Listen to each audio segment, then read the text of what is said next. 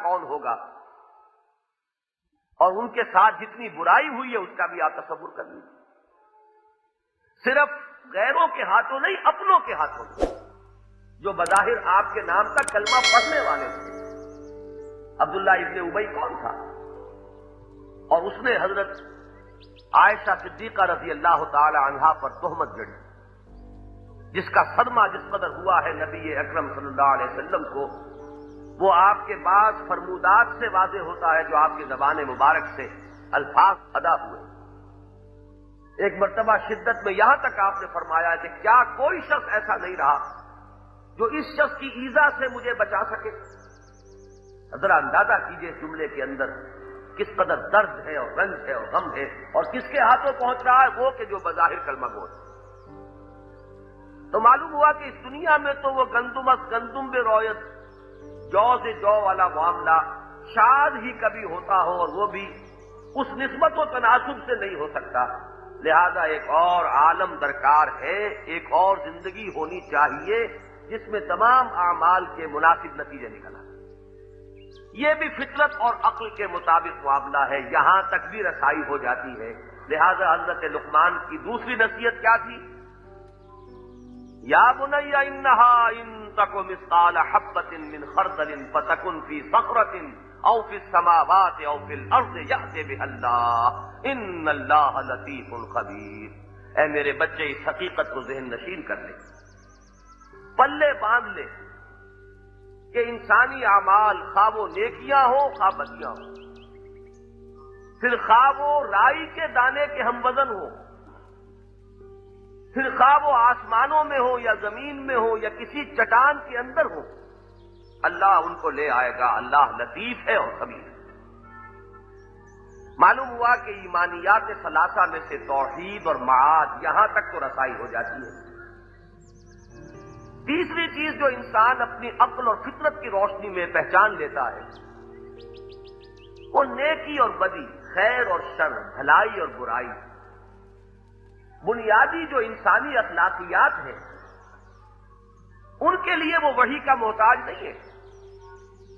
فطرت انسانی جانتی ہے کہ سچ بولنا اچھا ہے، جھوٹ بولنا برا ہے. کسی وحی کی ضرورت نہیں ہے اس حقیقت کو روشن کرنے کے. انسان فطرتاً آگاہ ہے اس سے کہ وعدہ کر کے پورا کرنا یہ اچھائی ہے اور وعدہ خلافی کرنا برائی ہے. یہ بات سکھانے کے لیے کسی وحی کی ضرورت نہیں. البتہ اب یہاں آگے ایک سوال آتا ہے کہ پھر رسالت کی ضرورت کیا ہے؟ یہ ہے وہ مقام کہ جس سے اس سوال کا جواب اگر سمجھ لیں گے تو سورہ فاتحہ جو اپنے مضمون کے اعتبار سے، اپنے اسلوب کے اعتبار سے، اپنے طرز استدلال کے اعتبار سے جس مقام پر ہے وہ مقام منکشف ہو جائے. اگر انسان توحید تک بھی پہنچ جاتا ہے وحی کی رہنمائی کے بغیر،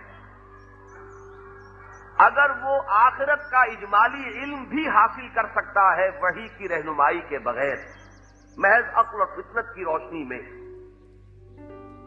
اگر وہ اخلاقی اقدار تک بھی، خیر اور شر کی جو ویلیوز ہیں ان کی پہچان بھی حاصل کر سکتا ہے بغیر وحی کی رہنمائی کے، تو اب ایک بہت بڑا کوسچن مارک اپنے ذہن کے سامنے لے آئیے، پھر رسالت اور نبوت اور وحی کی ضرورت کیا ہے؟ یہ ضرورت دو اعتبارات سے سامنے آئے. پہلی بات یہ ہے کہ ایمان کا جو خاکہ ہمیں عقل اور فطرت سے ملتا ہے، اس خاکے میں گہرائی اور گیرائی یہ وحی سے پیدا ہوتا ہے.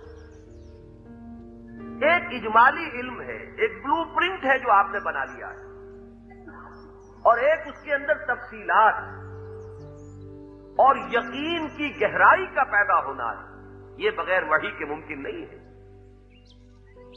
اللہ کو آپ نے مان لیا اور جان لیا، لیکن اللہ کے اسماء و صفات کا علم یہ بغیر وحی کے معلوم نہیں ہوگا.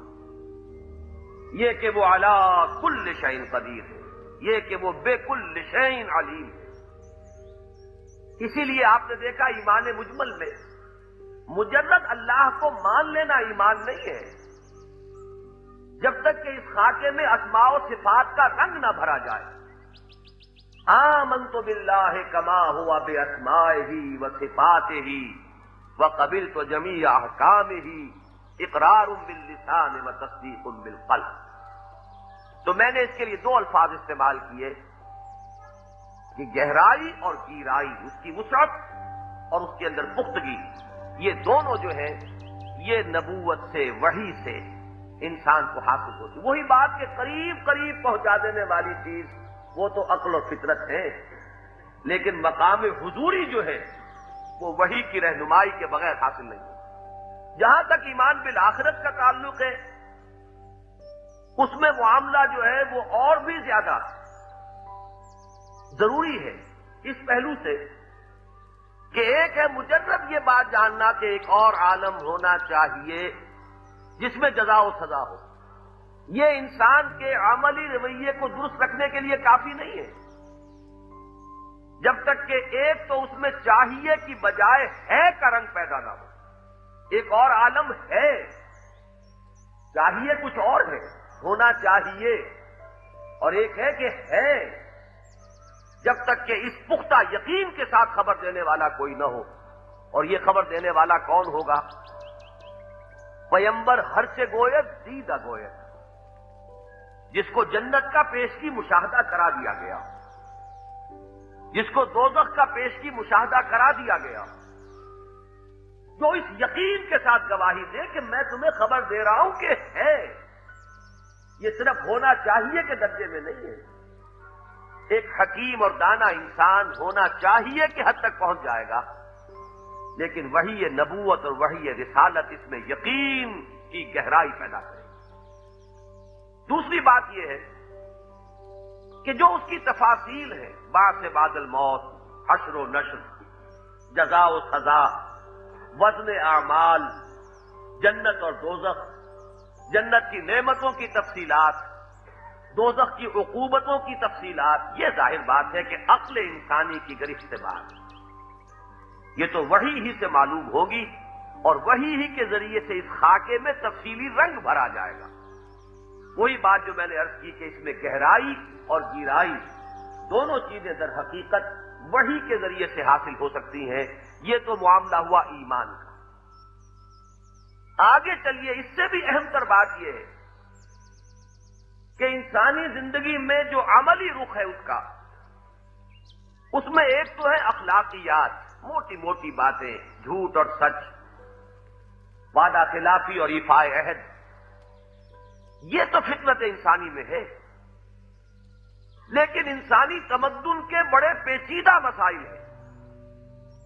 ان پیچیدہ مسائل کا حل عقل انسانی کبھی نہیں کر سکتی. اس کے لیے وہ سراپا محتاج ہے وحی آسمانی کی. اس لیے کہ انسان حالات سے متاثر ہوتا ہے. ایک مرد ہے غور و فکر کرنے والا، تو وہ عورت کے جو احساسات ہیں ان کو نہیں جان سکتا. وہ اگر کسی عائلی عقدے کا حل کرے گا تو ایک مرد کے اعتبار سے کرے گا، مرد ہونے کے رخ سے کرے گا. وہ عورت کے ساتھ انصاف نہیں کر پائے گا. عورت اگر سوچے گی تو وہ اپنے احساسات کو مقدم رکھے گی.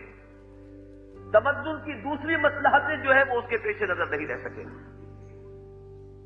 فرد جب غور کرے گا تو وہ اپنے انفرادی حقوق کی طرف زیادہ زور دے گا. اجتماعی مصلحتوں سے اس کی توجہ ہٹ جائے گی.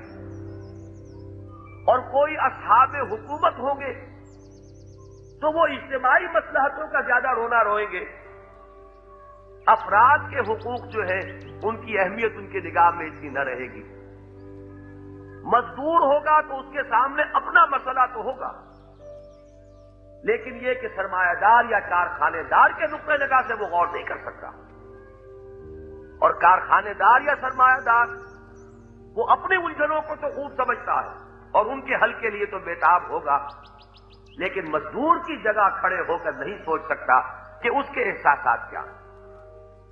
یہ جو پیچیدگیاں ہیں انسانی تمدن کی، میں نے سادہ الفاظ میں اصل میں تین اہم حقیقتیں آپ کے سامنے رکھی. یہ تین عقدے لا ینحل ہیں. سب سے پہلا، مرد اور عورت میں توازن کیا ہو. حقوق اور ذمہ داریوں کا توازن۔ آپ کو معلوم ہے کہ کبھی ایسا ہوتا ہے